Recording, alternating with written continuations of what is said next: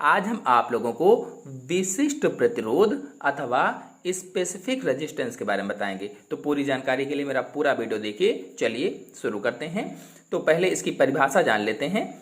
एक निश्चित ताप पर किसी चालक तार का प्रतिरोध उस तार की लंबाई के समानुपाती तथा क्षेत्रफल के व्युत्क्रमानुपाती होता है। मतलब कोई चालक तार है, उसका जो प्रतिरोध है एक निश्चित ताप पर तार की लंबाई और अनुप्रस्थ काट के क्षेत्रफल और चालक तार के पदार्थ पर निर्भर करता है, यानी पदार्थ भी उसमें आएगा। अब परिभाषा में कहा गया है कि किसी चालक तार का प्रतिरोध, तो प्रतिरोध का मतलब है रेजिस्टेंस, जिसे R से दर्शाया जाता है।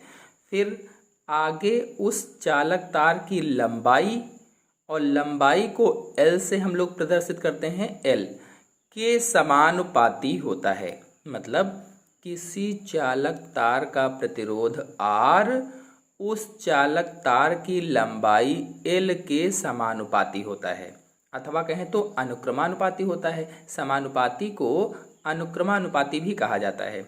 इसका अर्थ क्या हुआ? तो इसका अर्थ हुआ कि तार की लंबाई जितनी अधिक होगी उसका प्रतिरोध उतना ही अधिक होगा। अर्थात तार की लंबाई बढ़ाने पर प्रतिरोध भी बढ़ेगा, इसीलिए समानुपाती बोला गया है। इसे हम समीकरण 1 लिख देते हैं, यानी इसको समीकरण 1 बना लिया हमने। अब परिभाषा में आगे है कि क्षेत्रफल के व्युत्क्रमानुपाती होता है, यानी किसी चालक तार का प्रतिरोध R उस चालक तार की अनुप्रस्थ काट के क्षेत्रफल यानी अनुप्रस्थ काट के क्षेत्रफल को A से दर्शाया जाता है।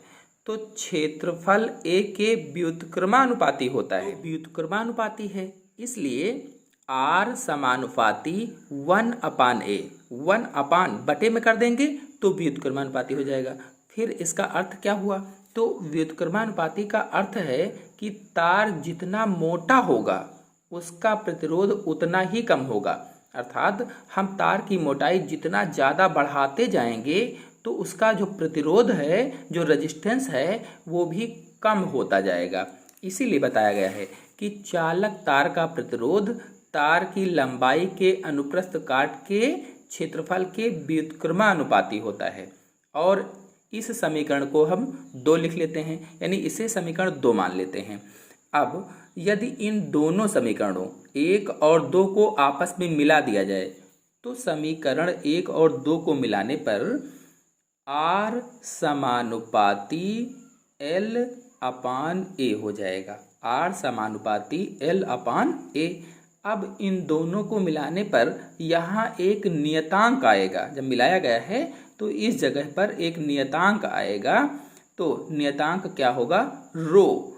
तो R बराबर रो L/A, R बराबर रो L/A हो जाएगा, जहाँ पर रो एक नियतांक है। जो रो है अभी मैंने आपको बताया, ये एक नियतांक है। इसका मान केवल चालक तार के पदार्थ पर निर्भर करता है। जो इसका मान है वो केवल चालक तार का पदार्थ कैसा है उस पर निर्भर करेगा। इसे पदार्थ का विशिष्ट प्रतिरोध कहते हैं अथवा स्पेसिफिक रेजिस्टेंस कहते हैं। अब यदि रो बराबर निकालें तो रो बराबर क्या होगा? देखिए, रो बराबर क्या होगा? R बटे या अपान 1 कर देते हैं, और रो L के साथ रहेगा। जो रो है ये L के साथ में आ जाएगा। अब तिर्यक गुणा करते हैं। क्या किया? R बटे 1 कर दिया, और इधर जो रो है L के साथ में आ जाएगा। अब इनके बीच में तिर्यक गुणा कर देंगे।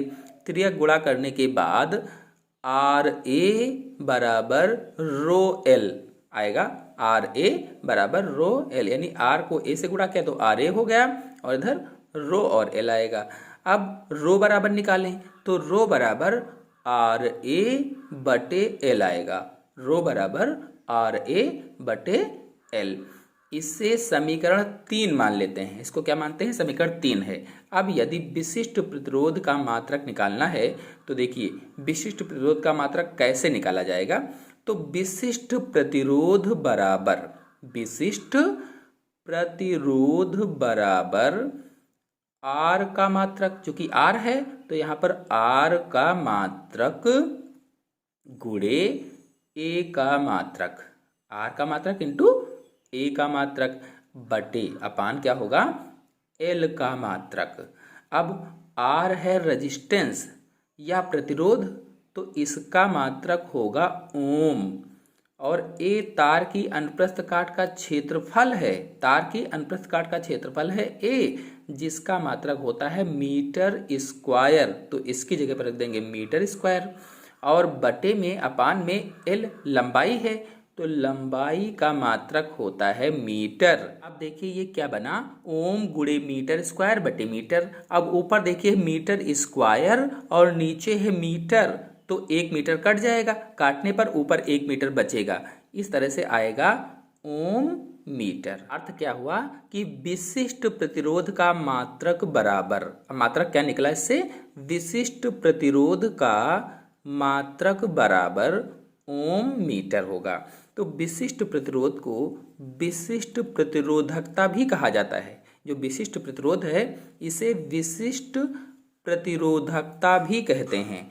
अब यदि समीकरण 3 में, जो समीकरण 3 है, समीकरण 3 में L बराबर 1 मीटर और A बराबर 1 मीटर स्क्वायर रखें तो क्या आएगा, अगर ये मान हम रख दें तो क्या आएगा, रो बराबर आर आएगा, बाकी सब कट जाएगा।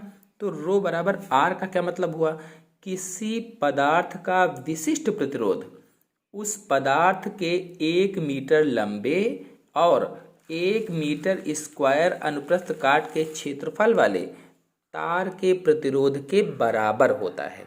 मतलब इसको इस तरह से भी हम कह सकते हैं कि किसी चालक का विशिष्ट प्रतिरोध उस चालक के प्रतिरोध के बराबर होगा जिस चालक की लंबाई 1 मीटर तथा अनुप्रस्थ काट का क्षेत्रफल 1 मीटर स्क्वायर के बराबर हो।